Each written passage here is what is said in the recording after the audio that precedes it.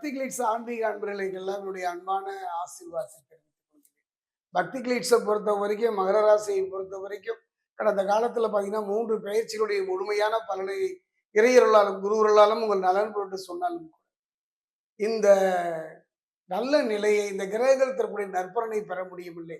வாழ்க்கையில தொழில எந்த விதமான தாக்கமோ முன்னேற்றமோ ஏற்படவில்லையே என்றெல்லாம் கலங்கித்தான் போய்விட்டீர்கள். நன்மைகளை முழுமையாக அனுபவிக்க முடியவில்லையே என்ற ஒரு ஏக்கம். கடந்த காலங்களை பொறுத்த வரைக்கும் ஜென்ம சனி பாத சனி என்ற சனி பகவானுடைய கடுமையான சோதனையான காலகட்டத்தில் கூட நாங்கள் கொஞ்சம் நிம்மதியா இருந்தோம் சுவாமி. ஆனா இப்ப நிம்மதி இழந்து தவிக்கின்றோம் என்று சொல்வதை கேட்கின்றோம்.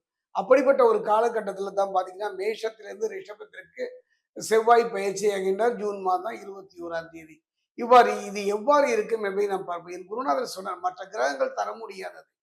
மற்ற கிரகங்களால் வரக்கூடிய பிரச்சனைகளையும் கெடுபர்களையும் தடுக்கக்கூடிய சக்தி ஒரு கிரகத்துக்கு உண்டு, அது செவ்வாய்.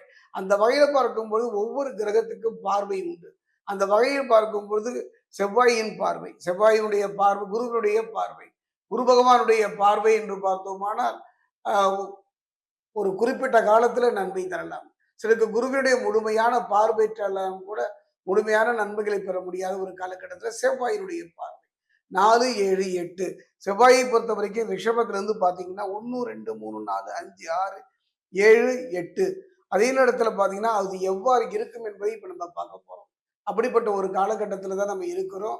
அந்த நிலையில பாத்தீங்கன்னா மகரத்தை பொறுத்த வரைக்கும் குருவினுடைய பார்வை, குருவினுடைய பார்வை நீண்ட காலத்திற்கு பிறகு கிடைக்கிறது. இது ஒண்ணுதான் ஆறுதல். காரணம் குருவினுடைய பார்வை பார்த்தீங்கன்னா 5, 7, 9 அந்த வகையில் பார்க்கும்போது குரு பகவான் கடகத்தில் இருக்கின்றார். கடகத்தில் யாரோடு இருக்கிறார் என்றால் சுக்கிரனோடு இருக்கின்றார். அப்ப இருக்கின்ற இடமும் சஞ்சலம் நிறைந்த மனோகரம் என்று சொல்லக்கூடிய சந்திரனுடைய இடம். 1, 2, 3, 4, 5, 6, 7 7ஆம் இடமாக குருவினுடைய பார்வை. அப்படிப்பட்ட ஒரு காலத்துல இது எவ்வாறு இருக்கும் என்பதை இப்ப நம்ம பார்க்க போறோம்.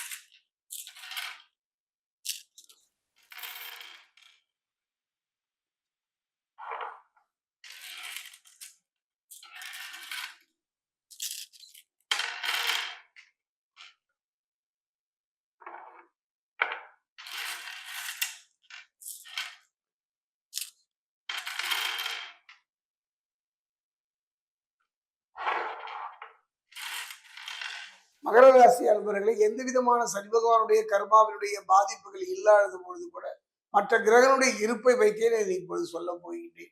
அந்த நான் சொன்னேன் அல்லவா, செவ்வாயினுடைய அருமையான ஒரு நல்ல சந்தர்ப்பம். செவ்வாயினுடைய அந்த 8ஆம் பார்வைன்னு சொல்லுவாங்க. அதாவது 1, 2, 3, 4, 5, 6, 7, 8 அந்த 8ஆம் பார்வை பாத்தீங்கன்னா தனுசுக்கு போயிடுச்சு. இப்போ யாருடைய பார்வை இருக்குதுன்னு பாத்தீங்கன்னா 9ஆம் பார்வையா குரு பகவான் மகரத்தை பார்க்கிறார். இது ஒண்ணுதாங்க ஆறுதல். இது எல்லாம் இருக்குங்க. நல்ல மனைவி, நல்ல பிள்ளை, நல்ல குழந்தை, நல்ல தொழில் எல்லாம் இருந்தும் கூட ஒரு ஏக்கம், மனதுல ஒரு விரக்தியான ஒரு நிலையைத்தான் சந்திக்கின்ற சூழ்நிலை. நான் முன்னாடி சொன்னேன் அல்லவா, நன்மைகளை முழுமையாக அனுபவிக்க முடியவில்லையே என்று ஒரு ஏக்கம். அந்த நிலை இந்த செவ்வாய் பயிற்சியின் பொழுது மாறும். காரணம் என்னன்னா, புரிந்து கொள்கின்ற ஒரு காரகத்தன்மை, சகோதர சகோதரி பற்றி இருந்து வந்த கருத்து வேறுபாடுகள் எல்லாம் மறைகின்ற ஒரு காலகட்டம். நீண்ட நாட்கள் இழுத்தடித்த வம்பு வழக்குகளில் இருந்து விடுதலை பெறக்கூடிய ஒரு அருமையான சந்தர்ப்பம். வாங்கிய கடனை அடைக்க முடியாமல் கலங்கி நின்ற உங்க வாழ்க்கையில் அந்த கடனை அடைப்பதற்கான நல்ல சந்தர்ப்ப சூழ்நிலையை செவ்வாய் அமைத்து தரும் இடம். நீங்கள் கட்டியது வீடாக இருக்கலாம், கோவிலாக இருக்கலாம், எதுவாக இருந்தாலும் அதில் இருந்து வந்த பிரச்சனைகள் படிப்படியாக மாறுவதை உணரலாம். அதே நேரத்தில் பார்த்தீங்கன்னா உச்ச குரு ஜென்மராசியை பார்ப்பதனால இது வரைக்கும் உங்களுக்கு இருந்து வந்த அவப்பெயர், அதே மாதிரி உங்களுடைய வாழ்க்கையும் சரி குடும்பத்தையும் சரி கண்ணுக்கு தெரியாத எதிரிகளுடைய பார்வையினால் தவித்து போய்விட்டீர்கள். யாரும் நமக்கு துரோகம் செய்யறாங்க, நாம யாரு கூடயும் கெடுக்கவில்லையே, நமக்கு மட்டும் இத்தனை பிரச்சனைகளை சந்திக்கணும் என்று கலைஞர்களா? கவலையே பட வேண்டாம். அந்த நேர்முக மறைமுக 2 எதிரிகளும் சத்துருக்களும் மறைகின்ற அருமையான சந்தர்ப்பம் குருவினுடைய பார்வையினால. குறிப்பா சொல்ல போனா நல்ல ஒரு பிரச்சனைகளுக்கு ஒரு தீர்வு தருகின்ற ஒரு காலமாக இந்த செவ்வாய் பயிற்சி அமையும். அதே நேரத்துல பாத்தீங்கன்னா தனஸ்தானத்துல பாத்தீங்கன்னா யோககாரன் என்று சொல்லக்கூடிய ராகு அர்த்தாசக ராசியில செவ்வாயும் சஞ்சரிப்பதனால வரவுக்கு மீறிய செலவுகள் இருந்தாலும் அந்த செலவுகள் அத்தனையுமே சுப செலவுகளாகத்தான் வரும். ஆன்மீக பயணங்களை தவிர்க்கவே முடியாது. நீண்ட தூர பயணங்கள் இருந்து வந்த பிரச்சனைகள் படிப்படியாக கூட இருந்ததை பண்ணலாம். ஒன்னே ஒன்று நான் முக்கியமாக நான் சொல்லியே தீரும். இதுதான் இந்த செவ்வாய் பயிற்சியில மகர ராசிக்காரர்களுக்கு இந்த 45 நாட்களும் உங்களை தொடரப் போகின்றது. அது என்னன்னு பார்த்தா செவ்வாயின் சஞ்சார நிலையினால எளிதில் உணர்ச்சி வசப்படக்கூடிய சூழ்நிலை ஏற்படும். இந்த ஒரு வரியை மட்டும் நீங்க பார்த்துட்டீங்கன்னா இழப்பதற்கு எதுவுமே இல்லை.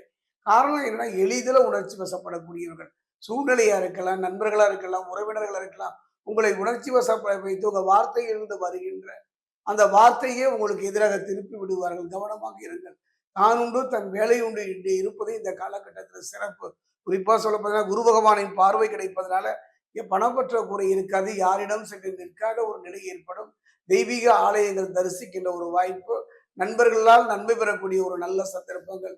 பொதுவாகவே கிரகங்கள் அத்தனையுமே நன்மை செய்யக்கூடிய காரியம் இருப்பதனால கவனமா இருங்கள். என்றோ எப்பொழுதோ செய்த ஒரு விளைவு இதுக்கு பதில் சொல்லக்கூடிய ஒரு காரணமாக இருப்பதனால கவனமா இருங்கள், எச்சரிக்கையாக இருங்கள் என்பதைத்தான் நான் மீண்டும் மீண்டும் மீண்டும் மகர ராசிக்கு சொல்கின்றேன். அதே நேரத்தில் மனதிற்கு திருப்தியும் மகிழ்ச்சியும் அளிக்கின்ற செயலை செவ்வாய் செய்வார். குருவின் பார்வை, செவ்வாய் ஆகிய இருவருமே அற்புதமான யோகங்களை தரப்போகிறார்கள். கணவன் மனைவிக்குள்ள சில கருத்து வேறுபாடுகள் வந்து மறையும். சில சில பிரச்சனைகளை சந்திக்கலையும், சில பிரிவுகளை சந்திக்கின்ற சூழ்நிலை இருப்பதனால் கவனமாக இருந்து விட்டாலே போதும்.